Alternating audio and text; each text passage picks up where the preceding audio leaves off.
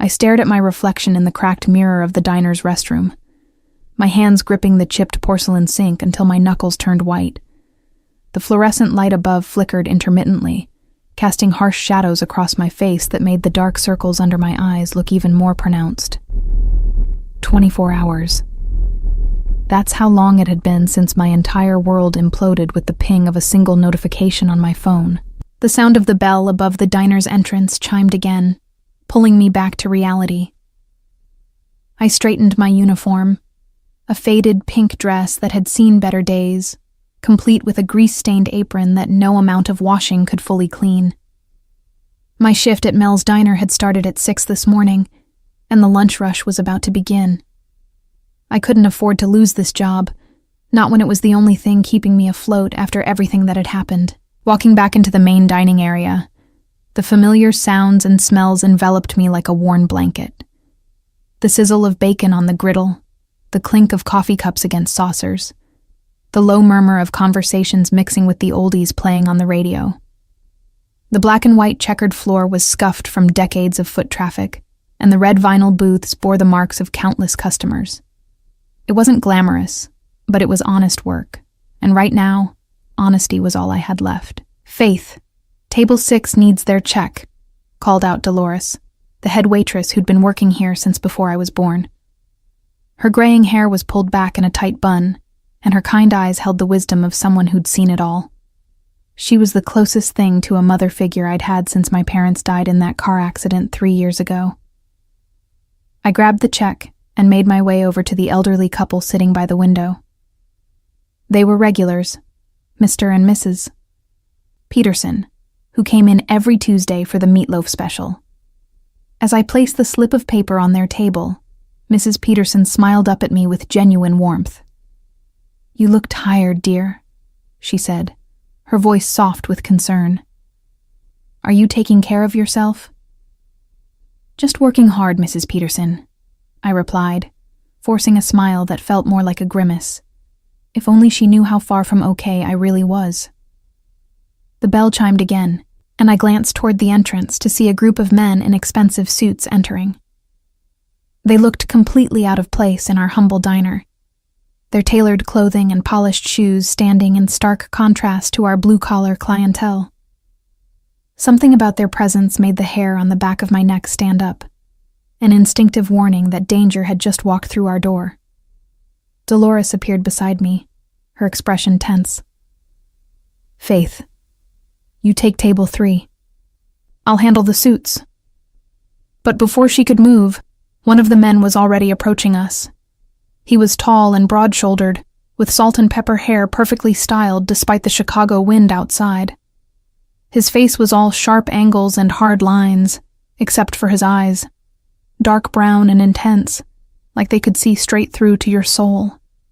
When he spoke, his voice carried a slight accent that made my stomach clench with recognition. "We'd like to speak with Faith Morrison," he said, his tone polite but leaving no room for negotiation. My blood turned to ice. How did they know my name? I'd been using my mother's maiden name, Patterson, since I'd started working here 6 months ago. The only people who knew my real identity were... No, it couldn't be. "I'm sorry, but we don't have anyone by that name working here," Dolores said, stepping protectively in front of me. But the man's eyes never left mine, and I could see in them that he knew exactly who I was. "Miss Morrison," he continued, ignoring Dolores entirely, "my employer would like to have a word with you. Now." The word employer sent another chill down my spine. I knew what that meant in Chicago. I knew what kind of men wore suits like that and spoke with that particular blend of authority and menace. My father had told me stories before he died, warnings about the families that controlled the city from the shadows. "I don't know what you're talking about," I whispered. But even as the words left my mouth, I knew it was useless. They'd found me, and there was nowhere left to run. The man reached into his jacket, and I flinched, expecting the worst. Instead, he pulled out a cell phone and showed me the screen. The video was paused on the very first frame, but I could see enough to know what it was. My heart stopped beating for what felt like an eternity before hammering back to life with painful intensity. "This has caused quite a stir," he said quietly, his voice low enough that only I could hear. "My employer is very displeased that something so personal has been made public. He'd like to discuss the matter with you privately." I felt the world tilting around me, the familiar sounds of the diner fading into a buzzing white noise. Marcus had actually done it. After all his threats and manipulation, my ex-boyfriend had finally followed through on his promise to destroy me. The intimate video he'd recorded without my knowledge during our relationship was now out there for the world to see, and somehow it had reached the attention of people I desperately wanted to avoid. "Faith?" Dolores's voice seemed to come from very far away. "What's going on? Do you know these men?" I shook my head mutely, unable to form words. The man put his phone away and straightened his tie with practiced efficiency. Around us, the other customers had begun to notice the tension, conversations dying as people sensed something was wrong. "We can do this easy or hard, Miss Morrison," the man continued. "But either way, you're coming with us. Mr. Russo doesn't like to be kept waiting." Vincent Russo. Even I knew that name, whispered in the same breath as fear and respect throughout Chicago. The head of the Russo crime family, known for his intelligence, ruthlessness, and complete control over the city's underworld. What could he possibly want with me? "I need to finish my shift," I said weakly, grasping at any excuse to delay the inevitable.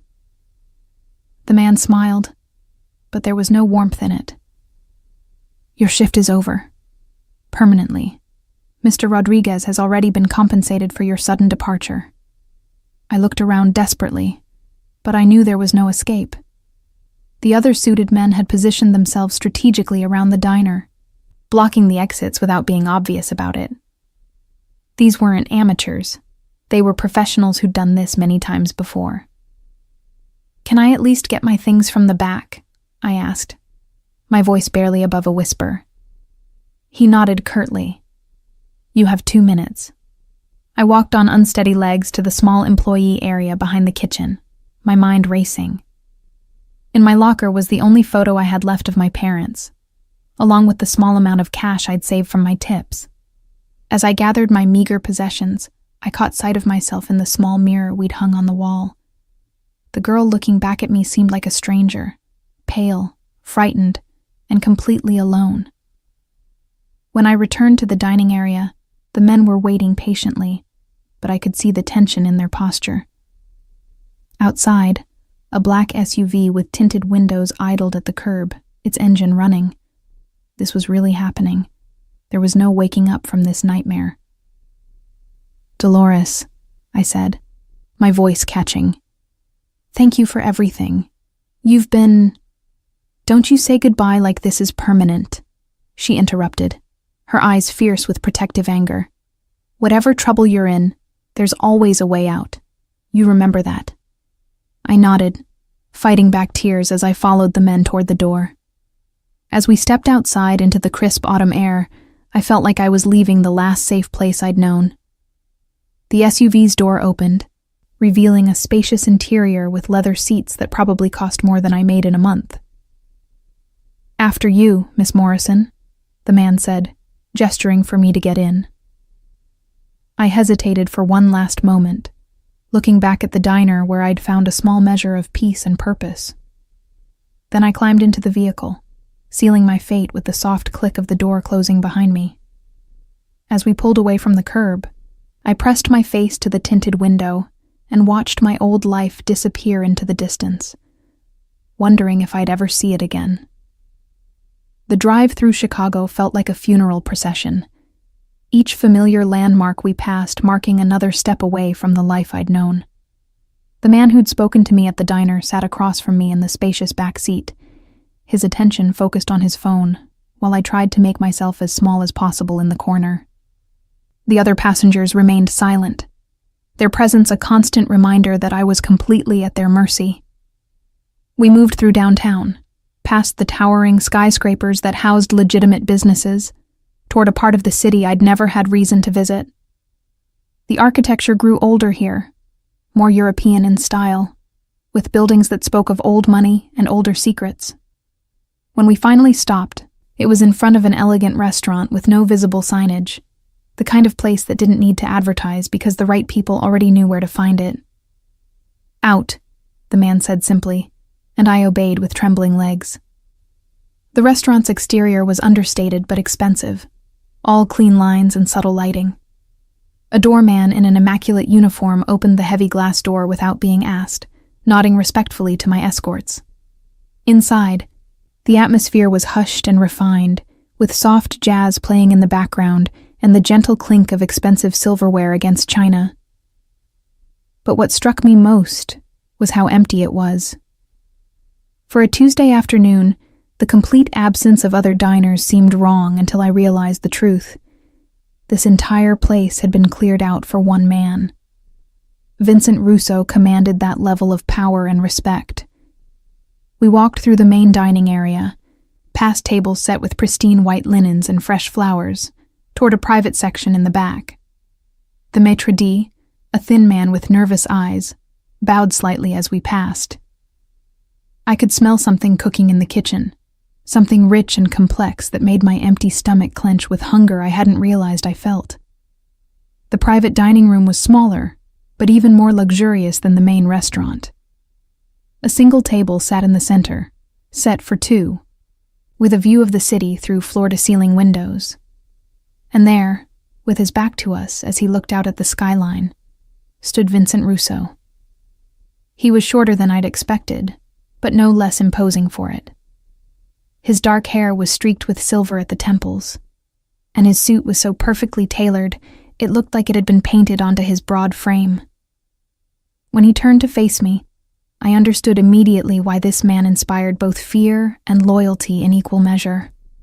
His face was carved from granite, all hard lines and shadows, with a Roman nose that spoke of Sicilian heritage. But it was his eyes that held me captive. Dark brown, almost black, and filled with an intelligence that seemed to catalog and categorize everything they saw. When those eyes settled on me, I felt like a butterfly pinned to a board, helpless under his scrutiny. "Leave us," he said quietly, and I heard the rustle of fabric as my escorts retreated. The sound of the door closing echoed with finality, and then we were alone. For a long moment, neither of us spoke. He studied me with the intensity of a scientist examining a particularly interesting specimen, and I struggled to breathe normally under his gaze. Finally, he gestured to one of the chairs at the table. "Sit," he said, his voice carrying a slight Italian accent that made each word sound like music. "You must be hungry." I remained standing, my back pressed against the closed door. "What do you want from me?" He smiled then, but it didn't reach his eyes. Direct. I appreciate that in a woman. He moved to his own chair and sat down with fluid grace. "Please, Miss Morrison, sit. We have much to discuss." Reluctantly, I walked to the table and perched on the edge of the chair, ready to bolt at any moment. Almost immediately, a server appeared with a bottle of wine and 2 glasses. Vincent waved him away with a subtle gesture. "Water for the lady," he said, "and bring the first course." As the server disappeared, Vincent leaned back in his chair and continued his examination of me. "You're not what I expected," he said finally. "What did you expect?" I asked, surprised by my own boldness. "Someone harder, more calculating." He tilted his head slightly. "Someone who would deliberately involve herself with Marcus Chen for personal gain." My blood ran cold at the mention of Marcus's name. "You know about him?" "I know everything about him," Vincent replied, his voice taking on a dangerous edge, "including his recent, creative endeavors with technology." The server returned with water and a plate of bruschetta that looked like artwork. The smell of fresh basil and ripe tomatoes filled the air, but my stomach was too knotted with anxiety to appreciate it. "Marcus works for the Chen family," Vincent continued, as if discussing the weather. Has for about 2 years now. They've been trying to find leverage against me for some time. He picked up a piece of bruschetta and took a delicate bite. Imagine their surprise when one of their low-level soldiers brought them a video featuring my accountant's daughter. My father. A wave of grief and confusion crashed over me. My father wasn't... Your father, Thomas Morrison, handled my family's books for 15 years, Vincent interrupted. He was a good man. Honest. Loyal. His expression darkened. The Chens killed him 3 years ago, made it look like an accident. I've been waiting for the right opportunity to make them pay for that. The room spun around me. My parents' car accident hadn't been an accident at all. They'd been murdered because of my father's connection to this man, to this world I'd known nothing about. Why are you telling me this? I whispered. Because Marcus Chen thought he was being clever. He cultivated a relationship with you, gained your trust, recorded intimate moments, all with the intention of using them against me when the time was right. Vincent's voice was calm, but I could see the rage simmering beneath the surface. What he didn't realize is that I've been watching you since your parents died, making sure you were safe, staying informed about your life.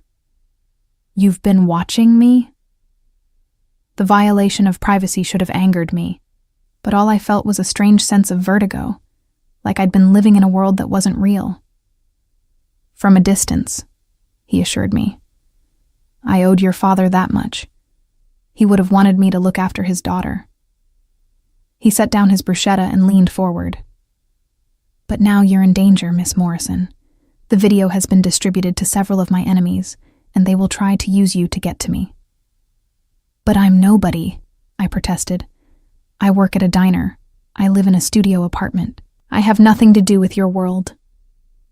You're Thomas Morrison's daughter, he said simply. That makes you family. And I protect my family.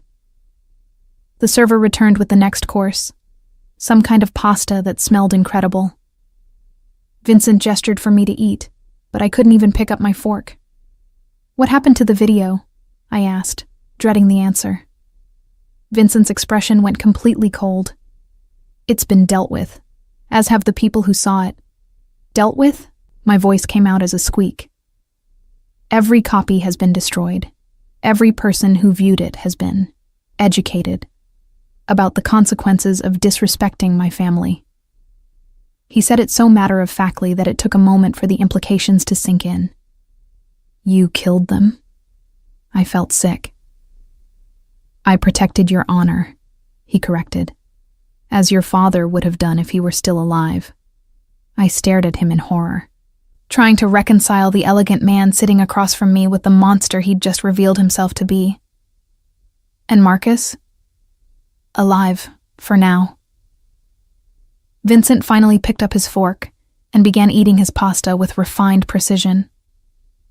I thought you might want to be involved in deciding his fate. I don't want anyone to die because of me, I said quickly.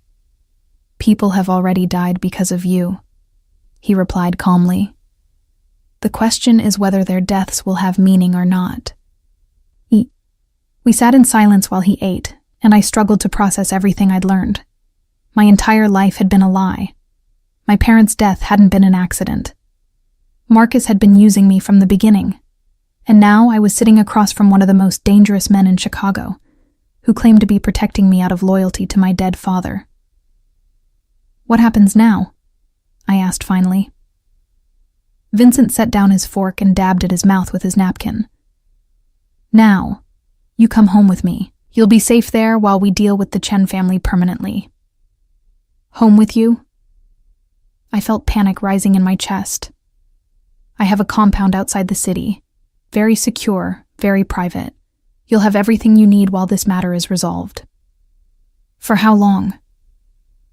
Something shifted in his expression, a hardness that made my skin crawl.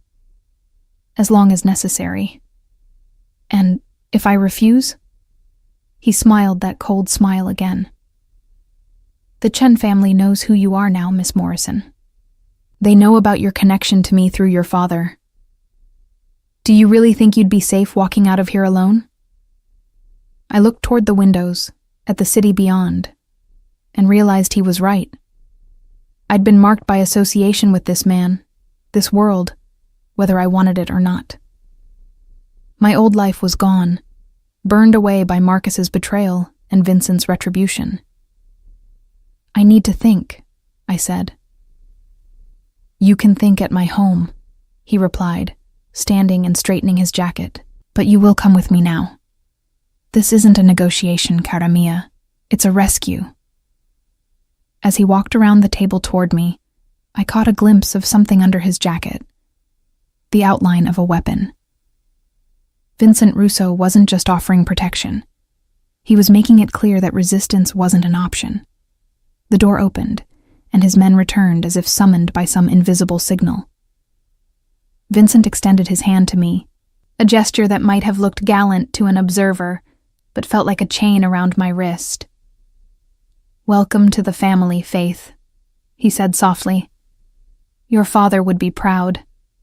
The drive to Vincent's compound took us far from the city, through suburban neighborhoods that gradually gave way to wooded estates, where privacy was measured in acres rather than fences. The further we traveled from Chicago, the more isolated I felt, as if each mile was another layer of protection, or imprisonment, being wrapped around me. Vincent sat beside me in the back of a different vehicle now, a armored sedan that moved with surprising silence through the winding roads.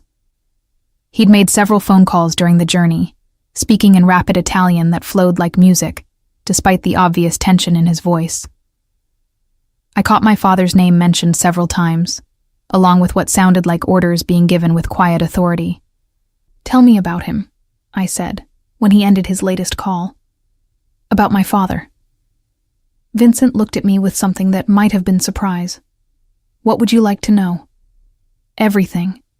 If he worked for you for 15 years, you must have known him well." A small smile played at the corners of Vincent's mouth, and for the first time since I'd met him, it seemed genuine.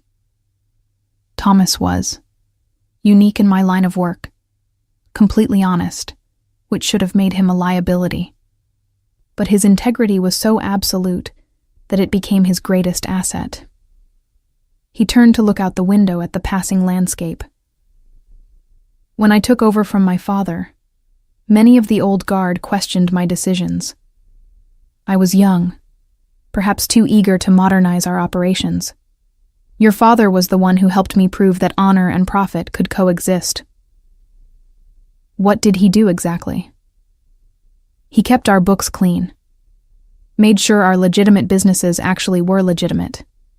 More importantly, he helped me understand which ventures were worth the risk and which would only bring unwanted attention. Vincent's voice grew softer. He used to say that numbers never lied, but people always did. I learned to trust his judgment over my own instincts in matters of business. The car turned off the main road onto a private drive marked only by a small stone pillar. Ahead, I could see gates that looked like they belonged to a medieval fortress, tall iron bars set between stone columns, with cameras and sensors that tracked our approach. "He talked about you constantly," Vincent continued as the gates opened silently before us.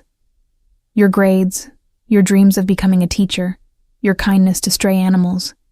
He carried photos of you in his wallet and showed them to anyone who would look." Tears pricked at my eyes. It had been so long since anyone had spoken about my father with such affection, such detailed memory. "Did he know? About what you really did?" Vincent's expression grew serious. He knew exactly who I was and what I was capable of. He chose to work for me anyway, because he believed I was trying to build something better than what came before. I hope I proved him right. The compound that came into view around the bend in the drive took my breath away. It wasn't the cold, industrial fortress I'd expected, but rather an elegant estate that managed to be both beautiful and intimidating. The main house was built of warm stone and rich wood, with lines that suggested Italian villa merged with American comfort. Gardens surrounded the building, meticulously maintained and designed to provide both beauty and strategic sight lines. It's beautiful, I admitted as we pulled up to the front entrance. It was my mother's design, Vincent said, and I caught a note of sadness in his voice. She wanted a home that felt like family, not like a headquarters.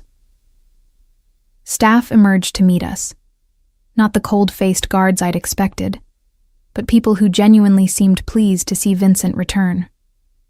An older woman with silver hair and kind eyes approached our car, her face lighting up when Vincent stepped out. "Welcome home, Vincent," she said in accented English, then looked curiously at me. "Maria, this is Faith Morrison, Thomas Morrison's daughter." Vincent's voice carried an unmistakable note of warning. "She'll be staying with us indefinitely. Please prepare the blue guest suite." Maria's expression changed immediately to one of warmth and sympathy. "Ah, Thomas's little girl. He showed us so many pictures." She moved toward me with motherly intent.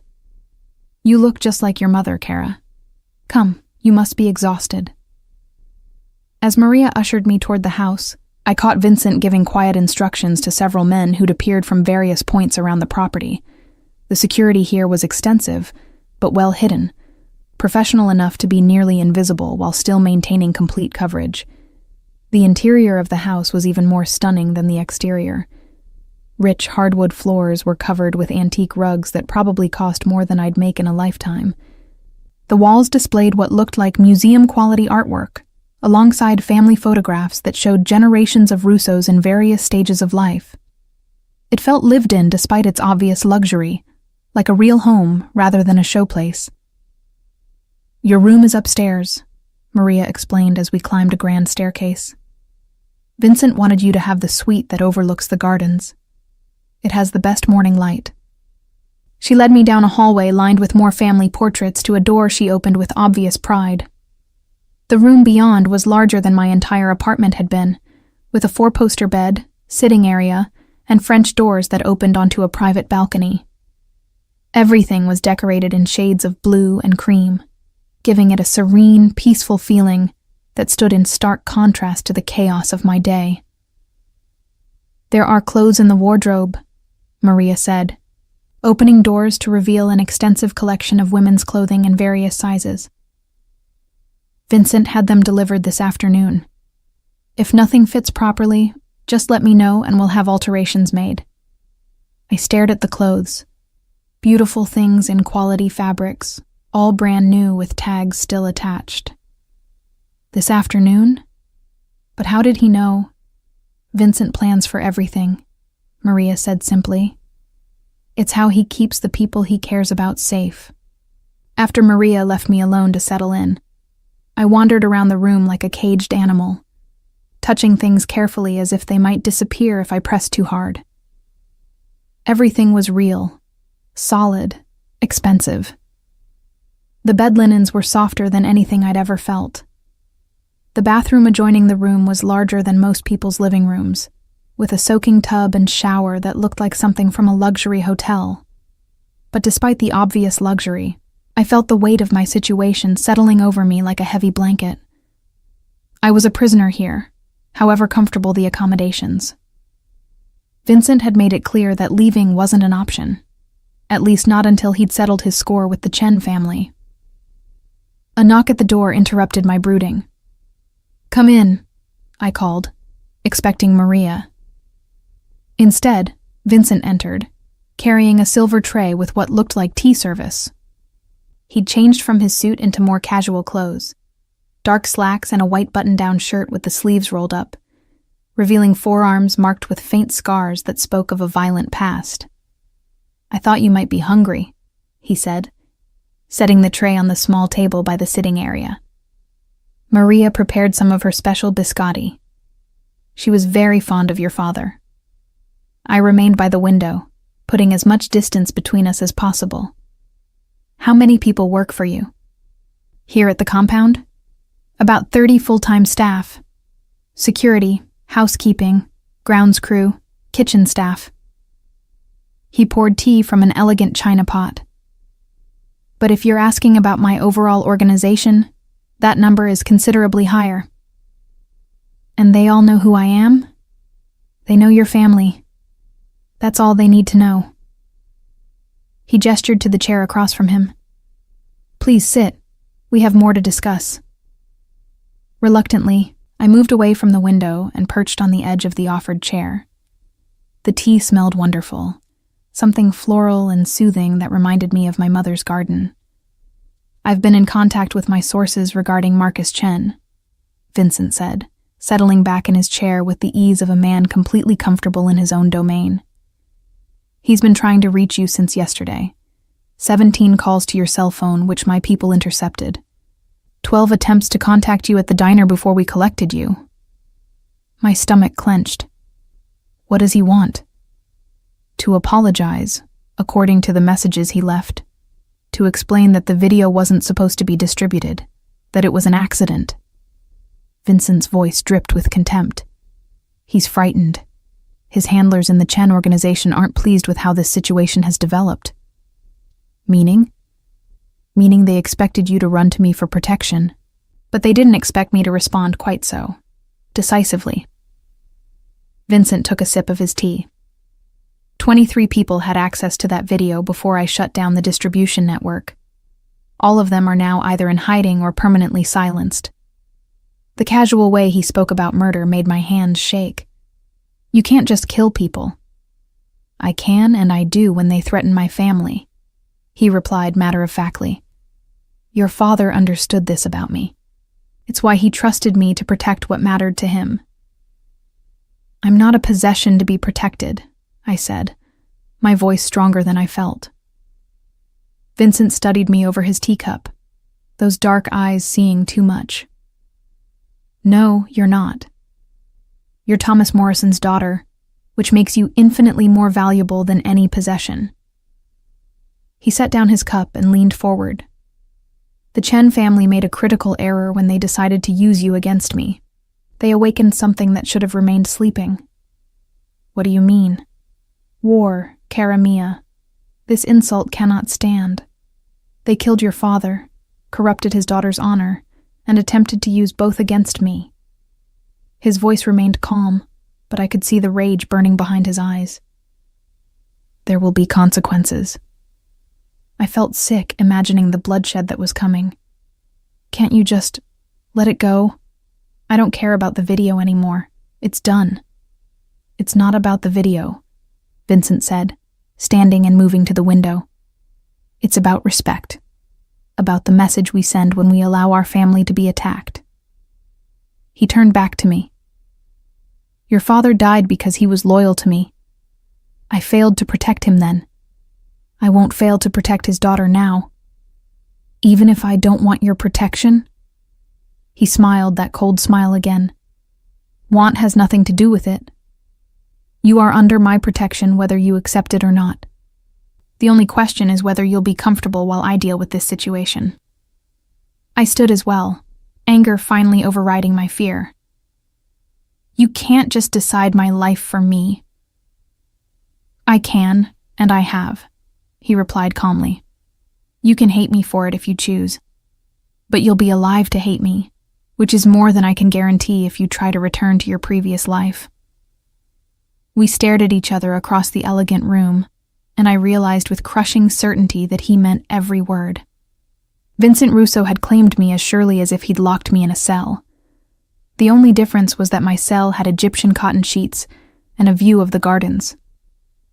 How long? I asked quietly. Until it's finished. Until the Chen family no longer exists to threaten you. And then? Something shifted in his expression. A flicker of something I couldn't identify. Then we'll see, won't we? As the sun set outside my windows, painting the sky in shades of orange and pink, I realized that my old life was truly over. Faith Morrison, the diner waitress, was gone. What would take her place remained to be seen. I woke the next morning to sunlight streaming through the French doors and the sound of someone moving quietly in my room. For a moment, I forgot where I was, the luxury of the bed and the quality of the light completely foreign to my usual reality. Then memory crashed back, and I sat up quickly to find Maria arranging fresh flowers on the dresser. "Good morning, Kara," she said with a warm smile. "I hope you slept well." I hadn't, actually. Every sound in the unfamiliar house had jolted me awake. Footsteps in the hallway, the distant murmur of voices, the soft chime of what I assumed was a security system. But Maria's kindness made me nod anyway. "Vincent has asked me to show you around this morning," she continued, moving to open the French doors. "He thought you might like to understand how things work here." Fresh air swept into the room, carrying the scent of roses and something else. Coffee and bacon, from what had to be an incredible kitchen somewhere below. My stomach growled embarrassingly loud, reminding me that I'd barely eaten yesterday. "First, breakfast," Maria said with a knowing smile. "Then the tour." I showered quickly in the enormous bathroom, marveling at water pressure that actually worked and towels soft enough to sleep on.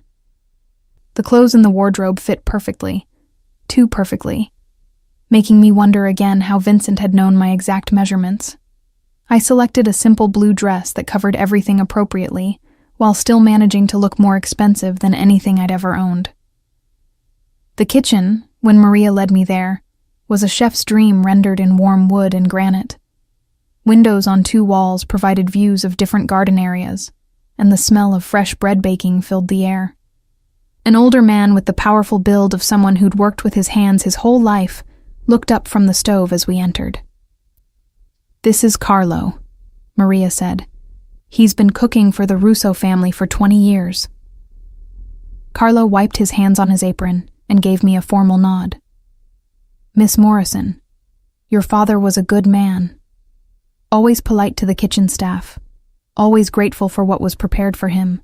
The casual mention of my father's familiarity with this place hit me harder than I expected. "He ate here often?" "Every month, sometimes more," Carlo replied, returning to the bacon he was tending.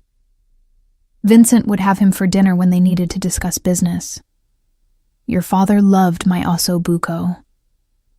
Maria guided me to a breakfast nook that looked out over what appeared to be a vegetable garden. A place setting waited for me, fine china and silver, that probably cost more than I made in a month. Carlo appeared with a plate of eggs, bacon, and fresh fruit, arranged like artwork. "Vincent eats early and is already in his office," Maria explained as I ate. "He handles most business matters in the morning when his mind is clearest." "What kind of business?" I asked, wondering how much these people knew about their employer's real activities. Maria's expression became carefully neutral. "Vincent has many interests.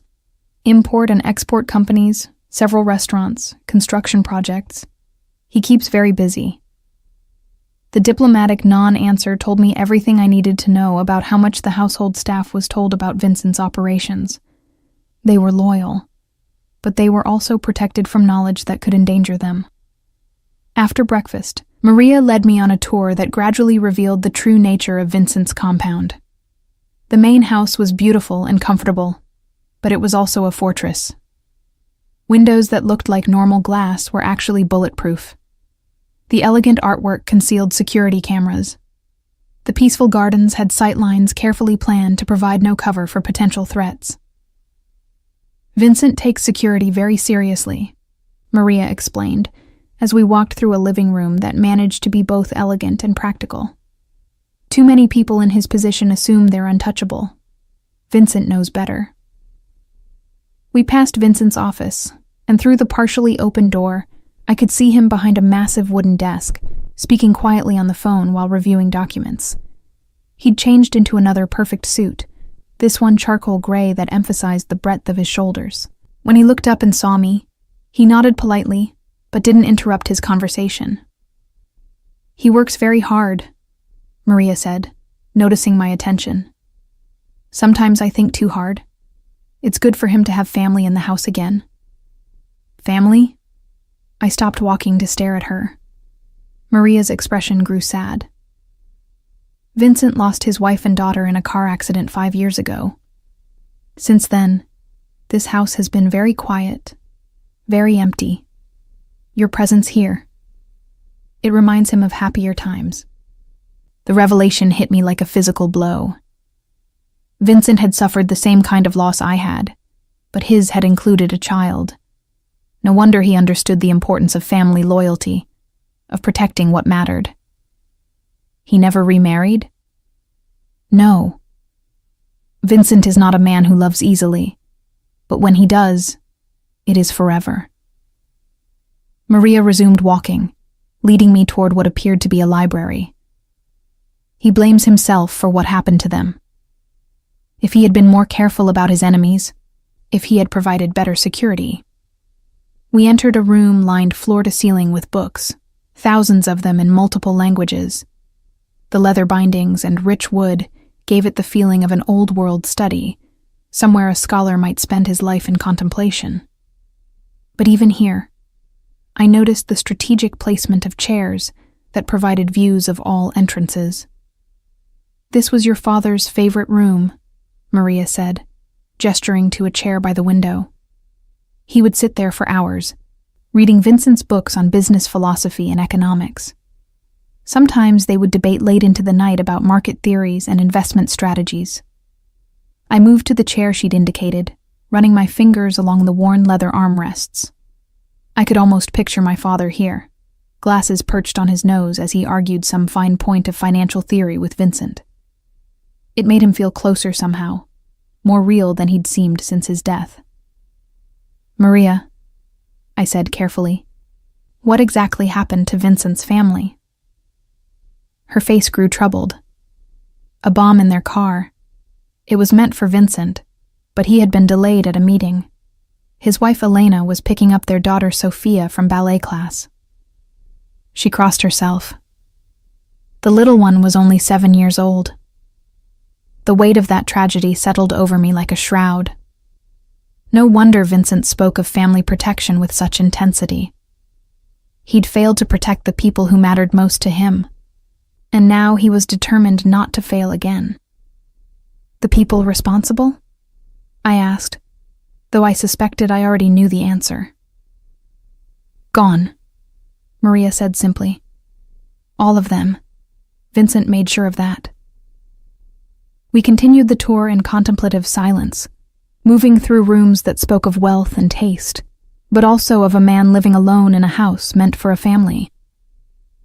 There were subtle signs everywhere: a child's drawing framed on a hallway wall, a woman's touch in the flower arrangements that seemed too delicate for Vincent's masculine hands to have arranged. The final stop was a wing of the house I hadn't seen before, accessible through a door that required Maria to enter a code. Beyond it lay what was clearly the business side of Vincent's operations. Offices with multiple phone lines, computer equipment more sophisticated than anything I'd seen outside of movies, and filing systems that spoke of extensive record-keeping. "This area is off-limits without Vincent's express permission," Maria explained. "The men who work here handle sensitive matters that require privacy." Through one open doorway, I glimpsed several men in suits hunched over computers and phones, speaking in low voices that carried the urgency of important business. They looked up as we passed, studying me with the professional assessment of people trained to evaluate threats and opportunities. "They're wondering about me," I observed. "They're wondering how long you'll be staying," Maria corrected. "Vincent has never brought anyone into this house who wasn't family or essential business. Your presence here sends a message about your importance to him." We returned to the main house through a different route that took us past a gymnasium that looked like it belonged in a professional athletic facility. Through the glass walls, I could see Vincent working out with an intensity that spoke of both physical discipline and emotional outlet. He'd stripped down to athletic wear that revealed a body marked with scars, some obviously surgical, others clearly the result of violence. He moved through his routine with the focused precision of a man who understood that physical strength might mean the difference between life and death. When he noticed us watching, he didn't stop his workout, but he did meet my eyes through the glass with an expression I couldn't interpret. "He maintains himself very carefully," Maria said. "In his position, weakness is an invitation for others to challenge his authority." We climbed back upstairs to my wing of the house, And Maria showed me additional amenities I'd missed the night before. A small library stocked with current bestsellers, a sitting room with a television and comfortable chairs, even a kitchenette where I could prepare simple meals if I preferred privacy. "Vincent wants you to be comfortable here," she emphasized. "But he also wants you to understand the rules that keep everyone safe." "What rules?" Maria's expression grew serious. "You don't leave the compound without Vincent's permission and escort. You don't use phones or computers to contact anyone from your previous life. You don't discuss Vincent's business with anyone, ever. And most importantly, you trust Vincent's judgment about your safety, even when you don't understand his decisions." The list of restrictions made my temporary captivity feel more real, more permanent. "And if I break these rules?" "Vincent is very understanding about mistakes made from ignorance," Maria said carefully. "But deliberate defiance of his protection puts not just you at risk, but everyone in this house who cares about you." The implicit threat was clear. My actions would have consequences for innocent people who'd been kind to me. It was a masterful way to ensure compliance without resorting to crude force. A knock at the sitting room door interrupted our conversation. One of Vincent's men appeared, not one I'd seen before, but clearly cut from the same professional mold. "Mrs. Romano," he said to Maria, "Mr. Russo requests Miss Morrison's presence in his office." Maria squeezed my hand reassuringly. "Remember what I told you about trust," she said quietly.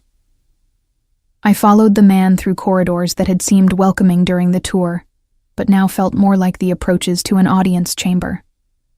Vincent's office was larger than I'd realized when glimpsing it from the doorway, with windows on 2 walls and furniture that managed to suggest both comfort and authority. Vincent stood behind his desk, still in his workout clothes, but with a towel draped around his neck. The casual attire somehow made him seem more dangerous rather than less, as if he was comfortable enough in his power to receive me without the armor of a formal suit. "Sit," he said, gesturing to a chair across from his desk. "We need to discuss what happens next." I remained standing, some instinct warning me that sitting would put me at a psychological disadvantage. "What about what happens next?" He smiled at my defiance, but there was approval in it rather than irritation. "Marcus Chen has made contact. He wants to meet with you." My blood ran cold.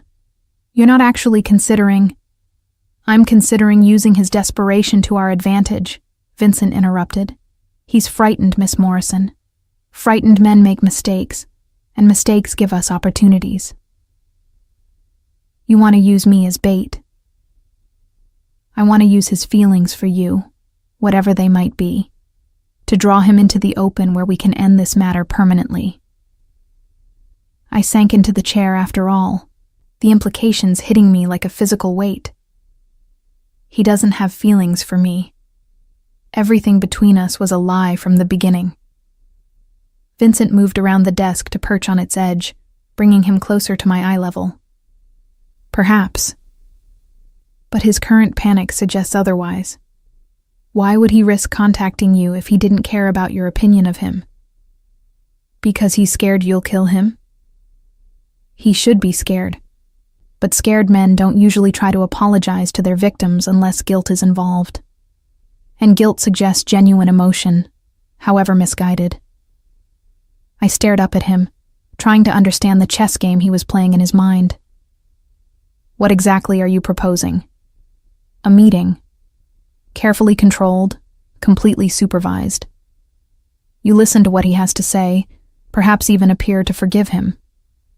Meanwhile, my people trace his location and identify his support structure. And then?" Vincent's expression went cold. "Then justice is served for your father, for you, and for the insult to my family." The casual way he planned Marcus's death made me feel sick, but I couldn't deny the part of me that wanted to see my ex-boyfriend pay for what he'd done. The violation of recording me without consent, the betrayal of distributing the video, the revelation that our entire relationship had been built on lies. All of it deserved consequences. "When?" I asked quietly. Soon. He's growing more desperate by the hour, which means he'll be more likely to agree to terms that favor us. Vincent stood and returned to his side of the desk. But first, you need to understand something important about your situation here. What's that? This isn't temporary, cara mia. Even after we resolve the Chen problem, you won't be returning to your old life. My heart started racing. What do you mean? I mean that Thomas Morrison's daughter belongs under my protection permanently. The enemies I've made in my lifetime don't forget, and they don't forgive. Your connection to me through your father makes you a target for as long as I'm alive. You can't just decide that, I protested, standing to face him. I already have, he replied calmly. The question is whether you'll accept this gracefully, or whether we'll have to find other ways to ensure your compliance. We stared at each other across the expensive desk, and I realized with crystal clarity that my brief taste of freedom between my parents' death and this moment had been an illusion. I'd been living on borrowed time, and now the debt was being called in. I want to see Marcus, I said finally. I want to hear him try to explain what he did. Vincent's smile was sharp as a blade. I was hoping you'd say that. 3 days passed before Marcus finally agreed to Vincent's terms for a meeting. During that time, I found myself settling into the rhythm of life at the compound, with an ease that disturbed me. The luxury was seductive, certainly, but it was more than that. For the first time since my parents' death, I felt protected, cared for, like I mattered to someone beyond my immediate usefulness. Vincent maintained a careful distance during those days, appearing at meals and checking on my comfort, but never pushing for intimacy or closeness that I wasn't ready to give. His restraint was probably calculated, a way of building trust before asking me to take risks for his vendetta, but it felt genuine enough to lower my guard incrementally. Maria had become my constant companion, showing me how the household operated and sharing stories about my father that painted a picture of a man who'd been both respected and loved by Vincent's people. The more I learned about their relationship, the more I understood that my father hadn't just been an employee, he'd been a trusted advisor, almost a brother to Vincent in the way that mattered most to men in their positions. Your father was the only person who could tell Vincent when he was wrong, Maria confided as we walked through the gardens on the morning of the planned meeting. Not about business. Vincent's instincts about business are perfect, but about people, about when his protective instincts went too far. Too far how? Vincent sees threats everywhere because threats are everywhere in his world. Your father helped him understand when caution became paranoia, when protection became prison. She gave me a meaningful look. Vincent has been alone too long to remember that distinction. The implication was clear. I was being positioned to fill a role my father had once occupied, to be the voice of reason that kept Vincent's darker impulses in check. It was a dangerous position to occupy, but also potentially a powerful one. That afternoon, I was summoned to Vincent's office for a final briefing before the meeting with Marcus. I found him dressed in another impeccable suit, this one navy blue with subtle pinstripes that emphasized his authority without being ostentatious. He was reviewing documents when I entered, but he looked up immediately and gestured for me to sit. The meeting is set for 6 this evening, he said without preamble. A restaurant in Lincoln Park. Public enough that Marcus will feel safe, controlled enough that my people can monitor everything. Will you be there?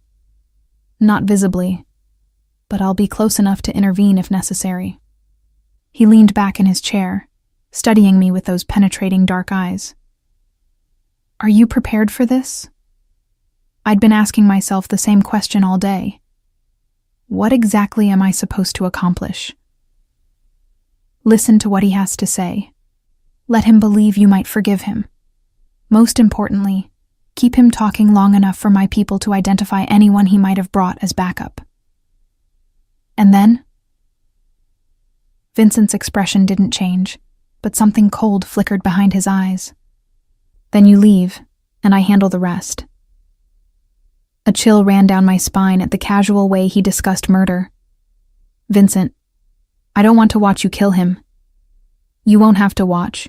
You'll be safely away before any unpleasantness begins." He stood and moved to a wall safe I hadn't noticed before, entering a combination with practiced efficiency. From inside, he withdrew what looked like an expensive piece of jewelry, a delicate gold necklace with a small pendant. "What's that?"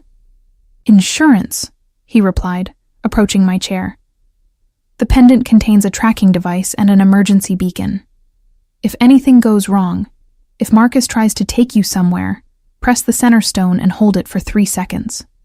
He moved behind my chair, and I felt his fingers at the nape of my neck as he fastened the necklace. His touch was surprisingly gentle, and I caught the scent of his cologne. Something expensive and masculine that made my pulse quicken involuntarily. "There," he said, returning to face me. "Perfect." I touched the pendant, surprised by how substantial it felt despite its delicate appearance. "You really think he might try to kidnap me?" "I think Marcus Chen is desperate, and desperate people do unpredictable things. Better to be prepared for the worst." A knock at the door interrupted us, and one of Vincent's men entered with the efficient deference I'd come to associate with his organization. "The car is ready, sir. Doctor Rossi has arrived as requested." "Dr. Rossi?" I looked between Vincent and his subordinate. "A precaution," Vincent explained.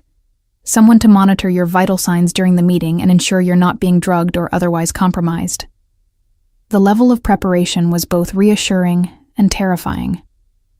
Vincent truly did think of everything, plan for every contingency. I was beginning to understand how he'd survived and thrived in a world where miscalculation meant death. The restaurant Vincent had chosen was elegant but not intimidating, the kind of place where business people met for dinner and couples celebrated anniversaries. I arrived 15 minutes before the scheduled meeting time, alone except for the invisible security presence Vincent had promised. Dr. Rossi, a silver-haired man with kind eyes and discreet mannerisms, was already seated at a nearby table, ostensibly reading a newspaper while actually monitoring my condition through some kind of wireless device. I chose a table near the window with clear sightlines to the entrance and ordered water while I waited.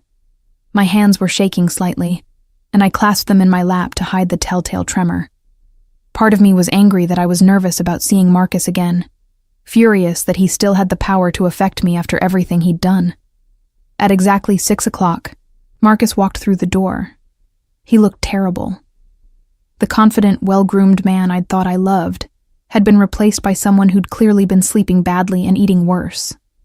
His clothes, while still expensive, hung on a frame that had lost weight, and his eyes darted constantly around the room like a hunted animal's. When he spotted me, his face transformed with relief so profound it was almost painful to witness. He crossed the restaurant quickly, sliding into the chair across from me with the desperate urgency of a drowning man reaching for a life preserver. "Faith," he breathed, reaching across the table as if to take my hands. I pulled back instinctively, keeping my hands in my lap. "Hello, Marcus." Up close, the change in him was even more dramatic. Dark circles shadowed his eyes, and his usually perfect hair was disheveled. He looked like a man living in constant fear, which I supposed he was. "I can't believe you agreed to see me," he said, his voice cracking slightly. "After everything that happened, I wasn't sure you'd ever want to look at me again." "I almost didn't," I replied honestly. "But I needed to hear you explain how you could do what you did." He flinched as if I'd slapped him. "It wasn't supposed to happen like this. The video, I never meant for it to be distributed. It was supposed to be private, just between us. You recorded me without my consent, Marcus. You violated my privacy in the most intimate way possible." I know, and I'm sorry. God, Faith, I'm so sorry."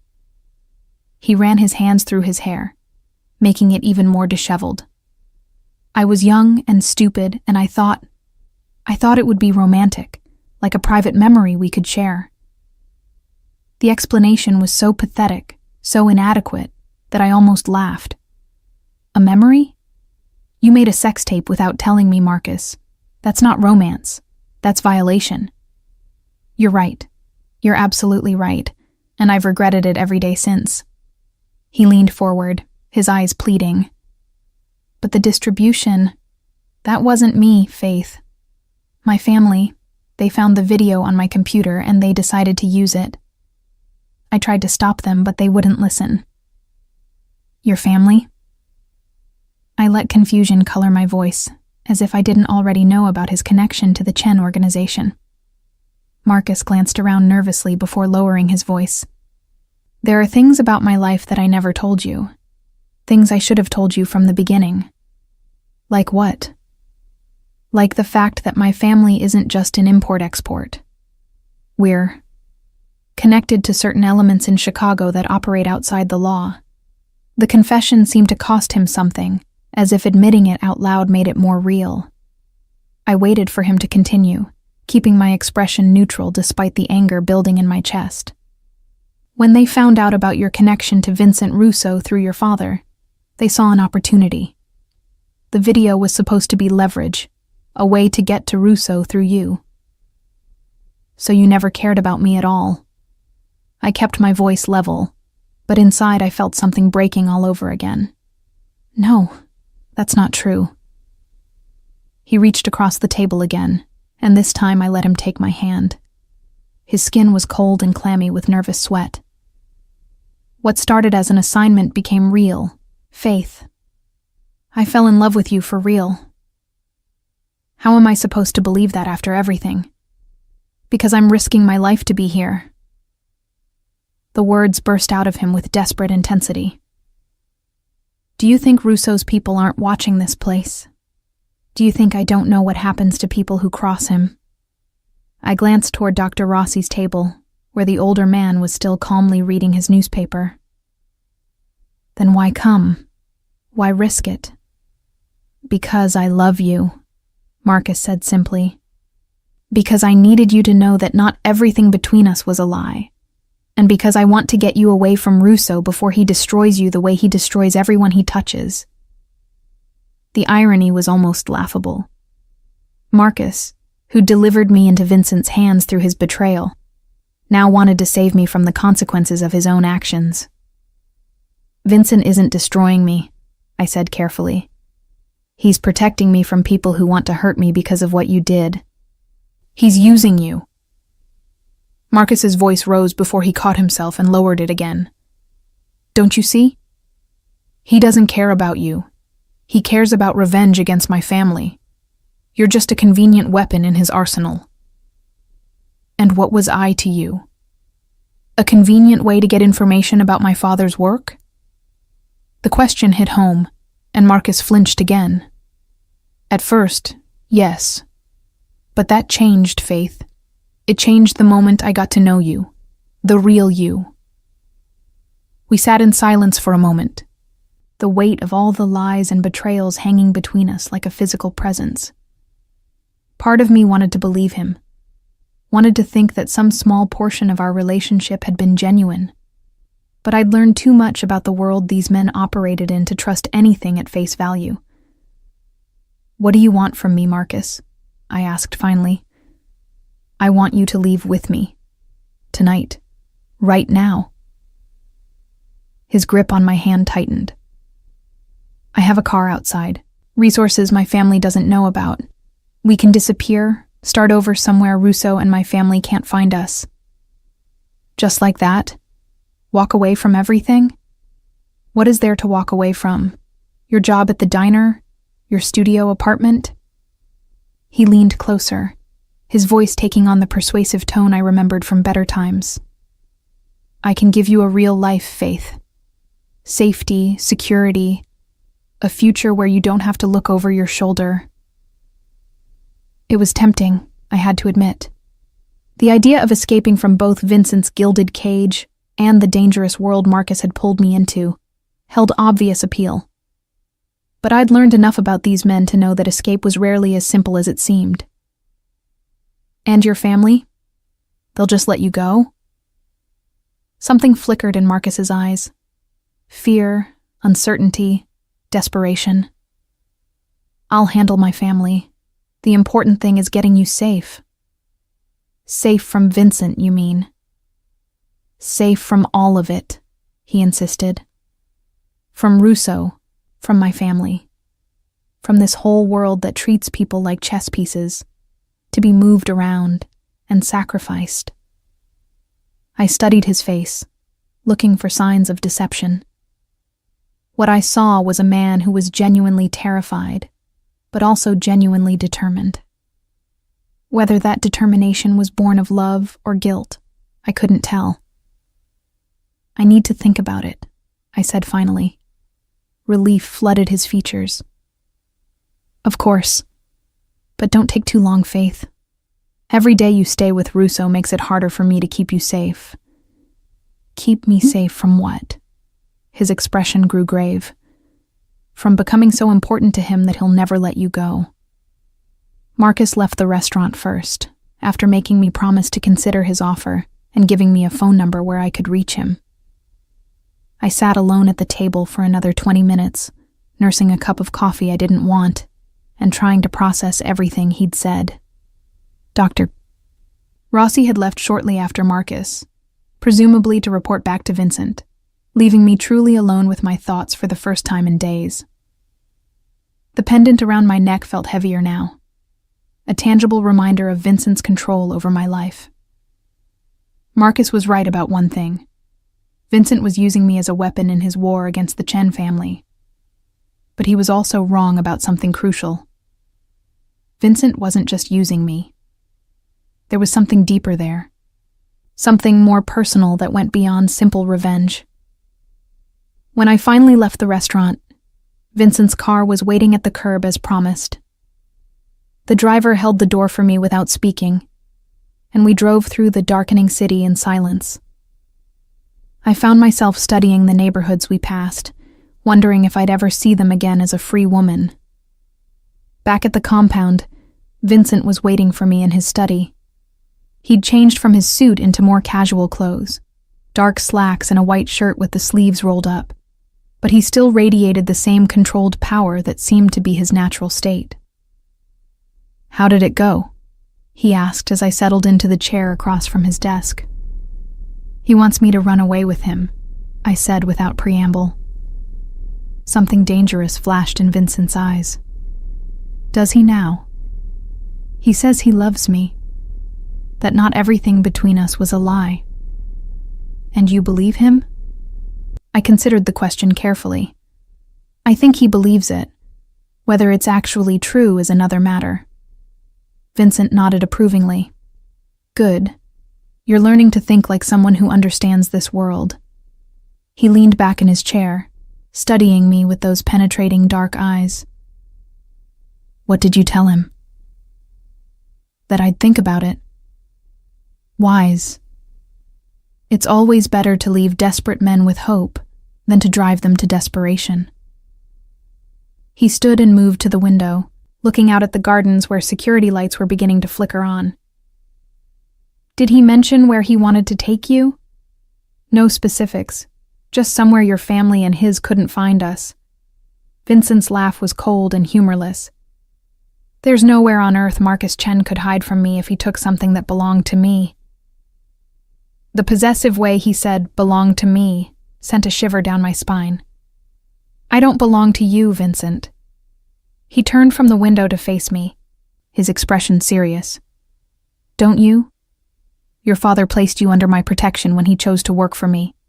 His death made that protection permanent. Marcus's betrayal made it absolute."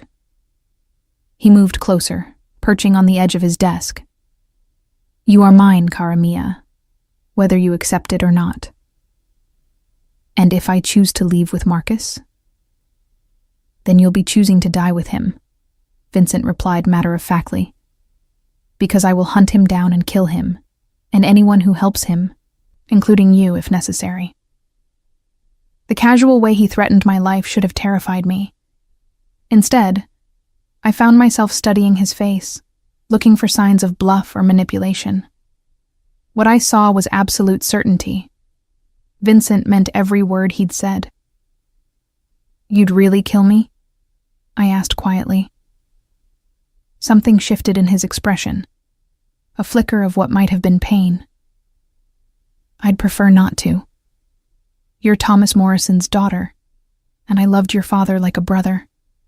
But I won't allow you to be used against me, and I won't allow Marcus Chen to profit from his betrayal. So my choices are to stay here as your prisoner or die as your enemy. Your choices are to accept your place in my family or refuse it and face the consequences." He stood and returned to his side of the desk. "But before you decide, there's something you should know about Marcus's offer." "What?" Vincent opened a drawer and withdrew a tablet, which he turned toward me. On the screen was what appeared to be surveillance footage of Marcus leaving the restaurant. But instead of getting into a car alone as he'd implied, he was met by 2 other men who looked like they belonged to the same organization. "Marcus didn't come to that meeting alone," Vincent said. "And he's not operating independently of his family. This whole romantic rescue scenario is just another manipulation." I stared at the footage, feeling the last of my naive hope crumble away. "They're using him to get to me." "They're using him to get to you to get to me," Vincent corrected. "The plan is probably to take you somewhere they can control, then use you as leverage to force concessions from me. And when you refuse to give them what they want, they'll kill you and declare war anyway. At least this way, they get to hurt me personally before the shooting starts." The cold calculation of it all made me feel sick. I'd been a pawn in this game from the moment Marcus first approached me, moved around by forces I'd never even known existed, until it was too late to escape. "How long have you known?" I asked. "Known what?" "That Marcus was setting a trap tonight, that his offer was fake." Vincent's expression softened slightly. "I suspected from the moment he agreed to meet. Men in his position don't take risks for love, Karamia. They take risks for advantage. Then why let me go? Why not just tell me it was a trap? Because you needed to see it for yourself, to understand what kind of man you thought you loved." He moved around the desk to stand closer to me. "And because you needed to make a real choice, not one forced on you by ignorance." I looked up at him, this dangerous man who'd claimed ownership of my life with such casual authority. "What choice is that? Whether to be my enemy or my family, whether to fight against the protection I'm offering or accept it and the responsibilities that come with it." "What responsibilities?" Vincent smiled, and for the first time since I'd met him, it seemed genuinely warm. "The responsibility of being Thomas Morrison's daughter, of carrying on his legacy of honor and loyalty, of helping me build something better than what came before. And if I refuse, then I'll still protect you from the Chen family, because I promised your father I would. But you'll live as a prisoner rather than as family, and that benefits no one." I stood and walked to the window, looking out at the gardens where my father had once walked while discussing business philosophy with Vincent. The compound was beautiful in the gathering darkness, all warm lights and peaceful shadows. It could be a home if I let it, or it could be a very comfortable prison. "Marcus was right about one thing," I said without turning around. "You do see people as chess pieces." "Sometimes, but not you, Faith. Never you." "Then what am I to you?" I heard him move closer, felt his presence behind me without touching. "You're the daughter of my dearest friend. Your family. Your—" He paused, as if searching for words. "You're the future I want to build." I turned to face him, studying his expression in the reflected light from the windows. "The future? A family that's about more than just power and fear. A legacy that your father would be proud of." His voice grew softer. "Children who grow up knowing they're loved and protected, not just feared." The implication hung between us, heavy with possibility and danger. Vincent wasn't just offering me protection. He was offering me a life, a future, a place in his world that went far beyond simple captivity. "I need time to think," I said. "Time is one thing we don't have much of," Vincent replied. "Marcus will expect an answer soon, and the longer we wait, the more desperate his family becomes." "How long?" "Tomorrow night.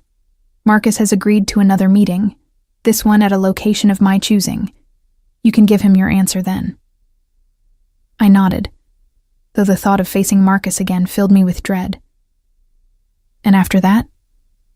"After that, we deal with the Chen family permanently, and you begin your new life as a Russo." The name sounded strange applied to me, foreign and dangerous.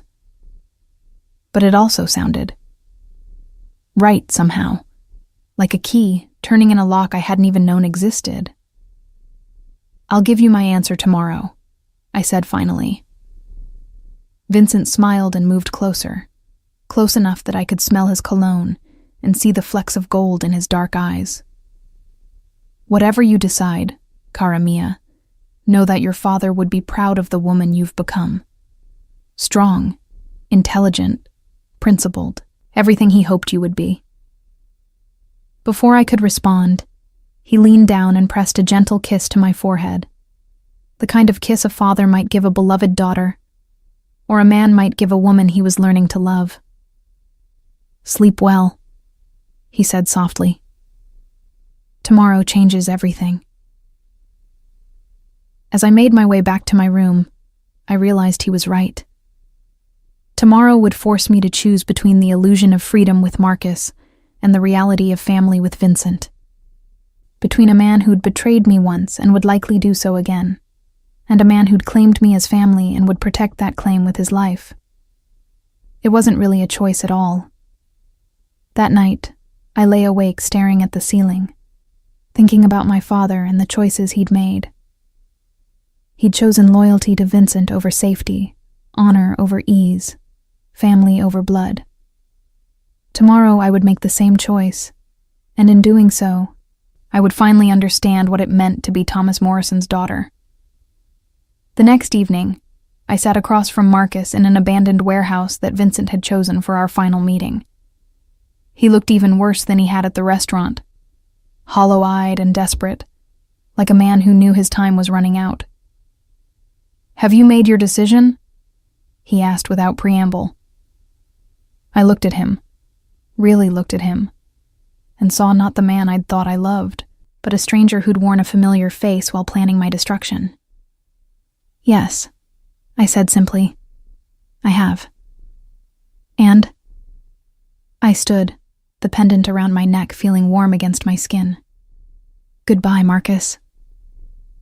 The hurt and confusion in his eyes might have been genuine, but it no longer mattered. I'd chosen my family, and Vincent Russo always protected his family. As I walked toward the exit where Vincent waited in the shadows, I heard Marcus call my name one last time. I didn't look back. Thomas Morrison's daughter was going home,